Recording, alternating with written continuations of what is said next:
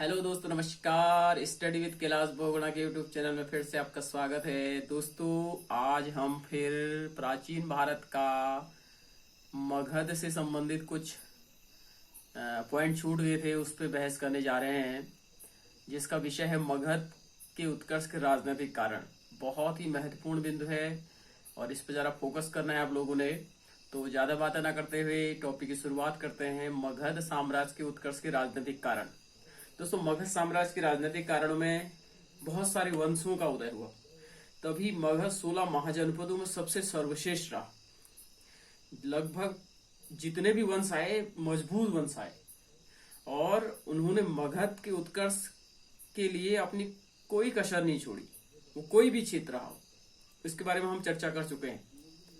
अब बात करनी है जो मगध के जो राजनीतिक वंश रहे हैं उनके बारे में। जो पहला मगध का वंश रहा है, ये बहुत बार परीक्षा में पूछा जा चुका है कि मगध का प्राचीनतम वंश का नाम बताइए। तो बृहदर्थ वंश, ठीक है। इस वंश की चर्चा महाभारत और पुराणों में मिलती है, और इसी बृहदर्थ वंश होने के कारण इसका पहला शासक बृहदर्थ ही था, जो महाभारत के समय रहा है। कृष्ण के समय, यह हम कह सकते हैं महाभारत के युद्ध के समय जरासंध रहा है, बृहदर्थ रहा है, उसका पुत्र जरासंध रहा है। इसके बारे में ज्यादा जानकारी इस वंश के बारे में नहीं मिलती है। लेकिन जो अगला वंश आता है वो हर्यक वंश आता है, जो कि यहाँ से अधिकतर प्रश्न आते हैं कि हर्यक वंश का संस्थापक कौन था। हर्यक वंश का संस्थापक बिंबिसार था। बहुत ही महत्वपूर्ण है बिंबिसार। एक बिंदुसार है जो मौर्य काल का था, ठीक है। जो बिंबिसार है ये हर्यक वंश का संस्थापक था। इसे मत्स्य पुराण में क्षेत्रज कहा गया है। क्षेत्रज इसलिए कहा गया क्योंकि इसके पास 80,000 गांव थे, ठीक है। और जैन साहित्य में इसे शौणिक कहा गया है। जैन साहित्य में से शौणिक इसका नाम मिलता है, और जो मत्स्य पुराण है इसमें क्षेत्रज मिलता है, ठीक है। इसकी जो नीतियां थी वो वैवाहिक नीतियां थी, युद्ध नीतियां थी और कूटनीतिक नीतियां थी। कुल मिला के इसने 3 नीतियां चलाई। तो जो पहला वैवाहिक नीतियां हैं, इसने महावंश और दीपवंश में इसकी 500 नारियों का उल्लेख मिलता है। लेकिन जो असली इसके मुख्य 3 विवाह हुए उसके बारे में हमें चर्चा करनी आवश्यक है, क्योंकि पेपर में बहुत बार पूछे गए हैं। आप लोगों ने फोकस जरूर करना है। जो पहला विवाह था वो महाकोशला, जो अवंतिका शासक था महाकोशला, और महाकोशला के पुत्र प्रसेनजीत की बहन महाकोशल, ठीक है। महाकोशल से इसका विवाह हुआ, और ये विवाह में काशी को दहेज के रूप में लाया। काशी को दहेज के रूप में कौन लाया? तो उसका नाम हो जाएगा बिंबिसार। काशी को किसने विजित किया? उसका नाम हो जाएगा अजातशत्रु, ठीक है। इसके बारे में चर्चा करेंगे। दूसरा विवाह इसने वज्जी नरेश चेटक की पुत्री चेलना से किया, और तीसरा विवाह इसने किया शेमा प्रदेश की रानी थी शेमाद्रि, ठीक है। तो इसके 3 विवाह हो गए। अब देखो, उसकी जो वैवाहिक नीति, मध्य देश की राजकुमारी थी शेमा। ये 3 उसके विवाह। अब उसकी जो दूसरी नीति है वो है मित्र नीति। मित्र नीति में उसने अवंती राजा चंड प्रद्योत की पांडुरंग, उस समय पांडुरंग एक बीमारी होती थी, पांडु कहते थे, सॉरी, पांडु पीलिया को कहा जाता था। जो चंड प्रद्योत था पीलिया की बीमारी से ग्रस्त था। तो बिंबिसार ने अपना राजदूत भेजा, जिसका राजदूत का नाम था जीवक राजदूत, जो कि वैद्य था। वो पीलिया की बीमारी को जानता था। तो पीलिया की बीमारी का इलाज करने के लिए जीवक को भेजा चंड प्रद्योत के वहां, और उसकी पीलिया की बीमारी सही कर दी। तो बिंबिसार और चंड प्रद्योत एक अच्छे मित्र बन गए। दूसरा जो गांधार का शासक था पुष्कर सारेन, इसके यहां उसने एक राजदूत भेजा, ठीक है। इसलिए गांधार और मगध के बीच अच्छे संबंधों का उल्लेख बिंबिसार के समय मिलता है। ये 2 बहुत ही महत्वपूर्ण है। परीक्षा लेवल में बहुत बार प्रश्न पूछे गए हैं, तो जरूर इस पे फोकस करें। बिंबिसार के बाद उसका पुत्र अजातशत्रु, यहां से बहुत प्रश्न पूछे गए हैं। अजातशत्रु का दूसरा नाम कुणिक, बहुत बार प्रश्न पूछा जा चुका है कि अजातशत्रु का बचपन का नाम क्या था, तो कुणिक, ठीक है। गद्दी पर बैठने के 8वें वर्ष, जब अजातशत्रु गद्दी पर बैठा है तो उसके 8वें वर्ष महात्मा बुद्ध के निर्वाण में 483 बीसी, याद रखना इस चीज को, 483 ईसा पूर्व राजगृह के सप्तपणी गुफा में महाकश्यप की अध्यक्षता में प्रथम बौद्ध संगीत का आयोजन होता है। याद कर लोगे ना, बहुत बड़ा है कि अजातशत्रु के गद्दी पर बैठने के 8वें वर्ष और महात्मा बुद्ध के निर्वाण, महात्मा बुद्ध को महानिर्वाण जब प्राप्त होता है तो राजगृह में एक गुफा पड़ती है, सप्तपणी गुफा में अजातशत्रु के संरक्षण में महाकश्यप की अध्यक्षता में प्रथम बौद्ध संगीत का आयोजन होता है। बहुत बार ये प्रश्न पूछा जा चुका है, वेरी वेरी इंपॉर्टेंट पे इसको इसमें अपने ध्यान रखना है।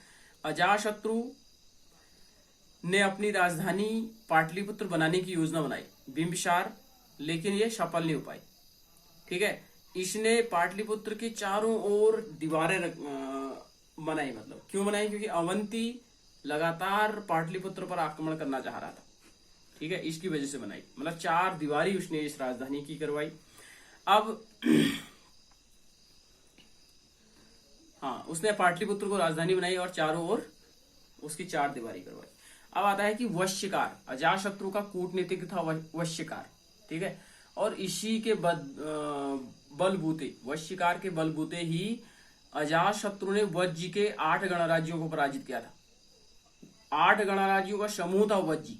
ठीक है, प्रश्न आया है कि कौन सा 8 गणराज्यों का समूह था, तो वज्जी। ठीक है, और यहीं पर प्रथम बार तोपखानों का प्रयोग किया गया।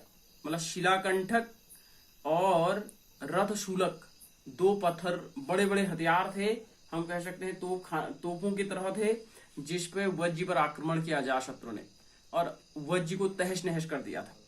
ठीक है, 8 गणराज्यों में फूट डलवाई थी वश्यकार ने। ठीक है, बहुत इंपॉर्टेंट है। और इसी वज्जी के साथ युद्ध करते हुए एक आप लोगों ने नाम सुना होगा, आजीवक संप्रदाय के संस्थापक मक्खलीपुत्र गोशाल की इसी युद्ध में मृत्यु हुई थी। ठीक है, बहुत बार ये प्रश्न आया है कि जो मक्खलीपुत्र गोशाल है उनकी मृत्यु किस युद्ध में हुई, तो वज्जी और मगध के बीच जो युद्ध हो रहा था तो मक्खलीपुत्र गोशाल की इसमें मृत्यु हो जाती है।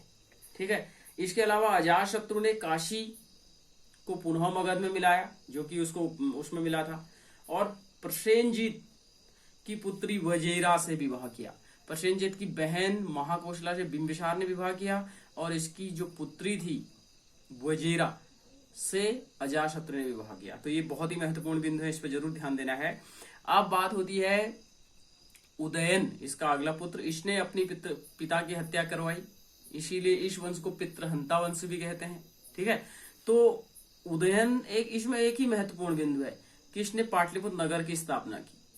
किस शासक ने पाटलिपुत्र नगर की स्थापना की, तो उदयन या उदयभद्र। अब आता है कि हर्यक वंश के कुछ अंतिम शासकों के नाम आते हैं, उनके बारे में ज्यादा जानकारी नहीं मिलती है। जो उदयन आता है उसके बाद आता है अनिरुद्ध, अनिरुद्ध के बाद आता है मुंडक, और अंतिम जो शासक आता है दर्शक या नागदासक। ठीक है, ये नागदासक के समय बनारस में एक राज्यपाल था जिसका नाम था शिशुपाल। शिशुपाल ने ही नागदासक की हत्या करके एक नए राजवंश की स्थापना की, शिशुपाल वंश। और शिशुपाल वंश के नाम पर इस शासक का नाम पड़ा शिशुपाल। ठीक है, शिशुपाल मगध और अवंती को मिला, वत्स और अवंती को मिलाया इसने मगध पर। बहुत बार प्रश्न आया है कि अवंती और वत्स को किसने मगध में मिलाया, तो उसका नाम है शिशुपाल। याद रखना है। वज्र संघ पर नियंत्रण रखने के लिए इसने पाटलिपुत्र के स्थान पर वैशाली को राजधानी बनाने का प्रयास किया। राजधानी बनाई मतलब वैशाली को राजधानी बनाई। ठीक है, पाटलिपुत्र के स्थान पर वज्र संघ पर नियंत्रण रखने के लिए वैशाली को राजधानी बनाया। ठीक है, अब आता है इसका पुत्र कालाशोक। कालाशोक के बचपन का नाम था काकवण, दिव्यावदान में मिलता है। याद रखना है, वैशाली से पुनः पाटलिपुत्र को राजधानी बनाता है। और इसके काल में एक घटना बहुत महत्वपूर्ण है कि 383 बीसी में द्वितीय बौद्ध संगीत का आयोजन होता है वैशाली में। पहला राजगृह में हुआ, याद रखना है, दूसरा वैशाली में हुई 383 बीसी में। 100 साल महात्मा बुद्ध के निर्वाण की 100 साल बाद, याद रखना है, महात्मा बुद्ध को निर्वाण 483 में ही मिला है। प्रथम बौद्ध संगीत अजातशत्रु, दूसरा कालाशोक के शासनकाल में। इसकी अध्यक्षता करता है सर्वकामनी याद रखना है, वैशाली में हुआ है, कालाशोक के शासनकाल में हुआ है, सर्वकामनी की अध्यक्षता में हुआ है। ठीक है। इसके बाद इसके बाद जो तीसरा वंश आता है नंद वंश। ठीक है, नंद वंश वेरी इंपॉर्टेंट। इस वंश का अंतिम शासक था, नहीं, इसका पहला जो शासक था, सॉरी, महानंदिन नंद वंश का संस्थापक था। और जो इस वंश का जो प्रतापी शासक था वो महापद्मनंद था, जो जैन धर्म का अनुयायी था। ठीक है। इसने सर्व क्षत्रो संग्राहक, मतलब क्षत्रियों का नाश करने वाला, अपुरुषे, एक राट, एक छत्र, और परशुराम की उपाधि धारण की। इसे दूसरा परशुराम भी कहा जाता है। ये बहुत ही इंपॉर्टेंट है, इस पे जरा फोकस करना है। महापद्म की उपाधियां दूसरा परशुराम, एक उपाधियां इसका और कहते थे सार्वभौम, सभी मित्रों को जीतने वाला। ठीक है, सभी क्षेत्रों को जीतने वाला, सार्वभौम मतलब सभी क्षेत्रों को जीतने वाला, महापद्मनंद को कहा गया। ठीक है। इसका एक और महत्वपूर्ण, बहुत महत्वपूर्ण है, कलिंग के राजा खारवेल का अभिलेख आपने सुना होगा। कलिंग राजा खारवेल का जो अभिलेख है, इसमें महापद्मनंद का उल्लेख भी मिलता है। ठीक है। और इस महापद्मनंद का उल्लेख ये मिलता है कि इसने कलिंग में एक नहर खुदवाई, कलिंग में तनसुली नामक नहर खुदवाई, और इसका उल्लेख खारवेल के कलिंग अभिलेख में मिलता है। और नहरों का पहला अभिलेख ही विवरण भी कलिंग के खारवेल के अभिलेख में मिलता है। ठीक है। तो ये हम कह सकते हैं महापद्मनंद ने नहरों का निर्माण करवाया। कलिंग कहां पड़ता है? उड़ीसा में पड़ता है। तो इसका उल्लेख इसमें मिलता है, राजा खारवेल के कलिंग अभिलेख में मिलता है। इस पे ज्यादा फोकस करना है। और इसके एक और महत्वपूर्ण बिंदु इसमें आता है कि पाणिनि की जो अष्टाध्यायी है वो महापद्मनंद के समकालीन थे। मतलब हम कह सकते हैं कि पाणिनि जो थे वो महापद्मनंद के समकालीन थे। इस वंश का अंतिम शासक पर चर्चा कर लेते हैं, वो है धनानंद। ठीक है, कहीं पर घनानंद और कहीं पर धनानंद। धनानंद नंद वंश का अंतिम शासक था। इसके शासनकाल में एक महत्वपूर्ण बिंदु है कि इसने सिकंदर ने धनानंद के शासनकाल में ही भारत पर आक्रमण किया। जब घनानंद का शासन भारत में था तो उसी समय सिकंदर ने भारत पर आक्रमण किया। ठीक है, लेकिन उसके सेना इसलिए डर गई, इसके बारे में हमने यूनानी आक्रमण के बारे में चर्चा करना है। ब्यास नदी पर इस नंद मगध था।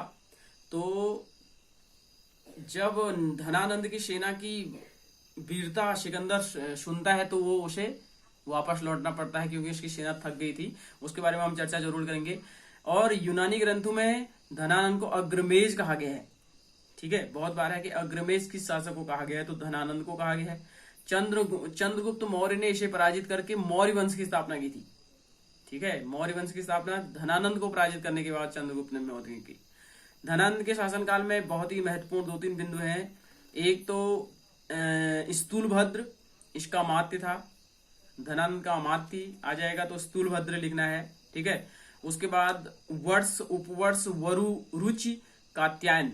वर्ष, उपवर्ष, वरु, रुचि, कात्यायन, वर्तिका लिखी है कात्यायन ने। ये धनानंद के समकालीन लेखक रहे। तो दोस्तों, ये रहा हमारा मगध के उत्कर्ष के राजनीतिक कारण। कल हम पढ़ने जा रहे हैं यूनानी और यूनानियों के आक्रमण के बारे में। सबसे पहले जो आक्रमण हुआ भारत में वो ईरानियों का हुआ 529 बीसी, 516 बीसी, और उसके बाद सिकंदर के भारत में आक्रमण हुआ। तो कल हम शायद गुलाम वंश को भी ला सकते हैं। तब तक के लिए इजाजत दीजिए। नमस्कार।